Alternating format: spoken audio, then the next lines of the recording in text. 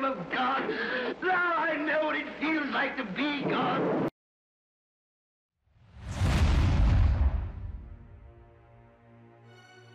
Alors, on est rendu dans un film très connu, mais le premier film de cette installation, Frankenstein, film réalisé en 1931 par James Whale. James Whale, qui est un réalisateur fantastique, qui fait des films tels que L'Homme Invisible, Hells Angels, l'épouse de Frankenstein, qu'il y a des gens qui considèrent que c'est meilleur que ce film-là, mais ça, c'est le premier. Et c'est ici pour donner l'exemple pour les films d'horreur à venir aux États-Unis. Donc, il fallait bien que je parle de cela. On a parlé, observé toutes sortes de choses, la momie, des loups-garous, des vampires, des démons, des sortes de spectres. Donc, il fallait bien qu'on parle éventuellement de Frankenstein.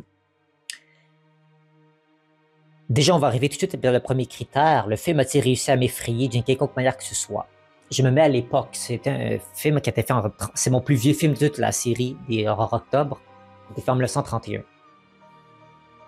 Vraiment, il faut se mettre dans le temps, dans les salles de théâtre, quand ce film ça a été projeté. Même, on a eu un signe d'avertissement quand le film a commencé. Ça pourrait vous effrayer.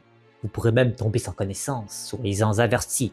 C'est un petit peu, oui, une technique de vente, on peut dire, mais en même temps, il fallait le dire parce qu'il y a des gens qui pouvaient littéralement avoir des attaques de panique ou de crise, d'angoisse ou de peur dans la salle de théâtre pour l'époque. Et même pas juste pour l'époque, pour les gens qui écoutaient ça comme... Pour une introduction dans le monde des films d'horreur, c'est un bon début. C'est pas si effrayant que ça, mais ça donne le ton sur qu'est-ce que ça peut représenter, l'horreur. C'est quoi l'histoire? Si vous vous souvenez bien, c'est basé sur le livre de Mary Shelley. J'applaudis. C'est tellement extraordinaire que c'est une femme qui a écrit une histoire aussi intéressante et unique. D'un docteur Frankenstein qui décide de créer une créature basée sur le corps putréfié de certaines personnes un peu comme la Ed Gein. Même si c'est pas du tout la même chose, mais vous comprenez ce que je veux dire. Il utilise les corps des défunts et défuntes. Il a créé un monstre qu'il veut créer et il veut se prendre pour Dieu pour avoir créé la vie. Son expérience finit par fonctionner, cette créature prend vie et la prononce de son nom de famille, Frankenstein, du docteur, mais cette créature finit par se rebeller et l'attaquer et être un danger public pour toute la société. Et on voit comment tout ceci s'ensuit. Je ne vais pas vous dire comment ça s'est terminé parce qu'il y a plusieurs fins, un peu comme Le Chaperon Rouge, et il y a plusieurs fins à cette histoire. Donc, je vous invite à la voir vous-même. C'est un film très court d'1h10 seulement. Ça s'écoute très bien pendant le petit dîner. Peur immédiate. Immédiatement, dès que l'avertissement du début du film puis la créature prend vie, ça déclenche un certain effroi chez certaines personnes. Moi, ça m'a pas tant effrayé, mais je me mets à l'époque, comme j'ai dit, de ça pour démontrer que oui, c'était vraiment de la bombe, comme on dit, quand ça a eu débuté. Peur progressive, oui, quand évidemment la créature prenait de plus en plus d'autonomie et d'indépendance, ça pouvait effrayer évidemment les personnages, les téléspectateurs et tout ça. Peur opportuniste, le temps dans lequel ça a été fait ce film. L'opportunité est là. Que c'est rien vraiment qui... Le cinéma venait de commencer à peu près il y a à peine 20 ans de cela. Donc il n'y a pas encore beaucoup dans l'horreur surtout qui est exploité et ça c'était vraiment une idée quand même ambitieuse de James Whale de faire, puis après comme vous avez compris, comme j'ai dit, James Whale a fait d'autres types de films d'horreur par après. Donc un film qui est facile à regarder. Faut arrêter de penser que les films des années 30, 40, 50 c'est des films difficiles à regarder. Parce qu'ils sont vieux, fait qu'ils sont pas regardables. C'est tellement faux. C'est juste la manière dont le film est créé. Le pacing, le débit du film, le dialogue, l'histoire, tout change. Si c'est bien dirigé, puis le temps passe vite, tous les types de films peuvent avoir cet effet. De passer vite, puis j'en ai écouté plein. Moi, je vous conseille fortement d'aller voir si Old School, puis il y en a même qui sont gratuits souvent dans la collection Criterion Collection. Je vous invite à aller voir, il y en a plein de films vieux qui sont complets, même sur YouTube, je pense qu'il y a des films complets, comme ça. Des vieux films qui n'ont plus de copyright à cet effet. Peur qui te suit longtemps? Pas vraiment. Le message est assez clair. les chances, c'est impossible que ça arrive. C'est pas comme avec les possessions de démons, où il y a des gens qui croient, d'autres gens qui croient pas, aux spectres, aux fantômes, ou même aux vampires, et des gens qui y croient. Hein? Donc, ça, c'est pas possible, mais c'est le fun de penser à cela quand on le voit la première fois. Peur de sagesse, qu'est-ce que ça peut nous dire? Ne vous prenez pas pour Dieu. Prétendez pas que vous avez les mêmes pouvoirs que Dieu, que vous pouvez créer la vie, parce que ça peut se retourner contre vous et la créature s'est littéralement retournée contre lui. Donc voilà ce que la sagesse peut enseigner. Donc pour ça, je donne un 1 sur 2 pour le premier critère. Deuxième critère, l'histoire se tient-elle? Crédibilité et cohérence.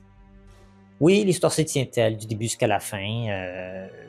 Sur le projet, les tombes qui ont été dépouillées de leur cercueil, la création, le projet, la démonstration face à certaines sortes de secrets, le fait qu'après il y a la famille qui veut voir ce qui s'est passé, et la visite qui voulait être supposée être faite après le mariage qui a eu lieu, après le Frankenstein qui se libère de sa tombe et qui finit par terroriser, qui finit par vouloir juste être libre et faire ce qu'il veut, mais que les gens autour de lui, ils veulent le faire peur avec du feu, et ça se finit par se jouer contre Dr. Frankenstein qui se retrouve littéralement presque au bûcher par le monstre lui-même.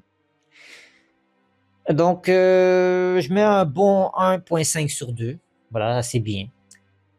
Un troisième critère, un aspect du film qui ressortit plus qu'un autre. Le make-up. Le make-up est fantastique, la manière dont le maquillage et tout le costume a été fait pour Monsieur Colin Clive, qui a été mis dans le rôle de Dr. Frankenstein, ça veut dire de Frankenstein. Donc bravo, vraiment bravo pour ça. Ça a été un bon succès. Donc je mets 2 sur 2, parce que c'était le premier film qui a donné, comme on dit, des stepping stones, que c'était lui qui a commencé pour les autres, pour qu'ils puissent faire l'horreur par les années après. Suis-je d'accord avec la note sur MDB? Critère 4. Sur le MDB, on lui donne 7.7 sur 10 avec 86 000 personnes. Je trouve que c'est très juste comme note. Moi, je donnerais un petit peu moins, genre 7.5, mais ça reste dans l'idée. Donc, je mets déjà 1.5 sur 2.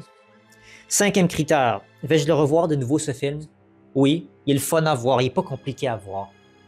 Je peux littéralement passer un après-midi de ma vie éventuellement à revoir ce film d'1h10 quand j'ai du temps libre. Ça se regarde bien facilement. C'est pas un film qui est difficile à regarder ou à digérer non plus. Des films d'horreur qu'ils sont, et on va les découvrir très bientôt. D'ici demain, on aura fini la collection. Vous allez avoir des films difficiles à digérer, mais celui-là est facile à digérer.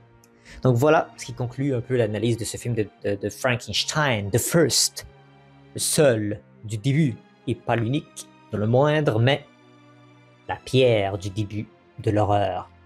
Donc voilà, on se retrouve à très bientôt pour un prochain épisode qui va sortir dans quelques heures. À bientôt.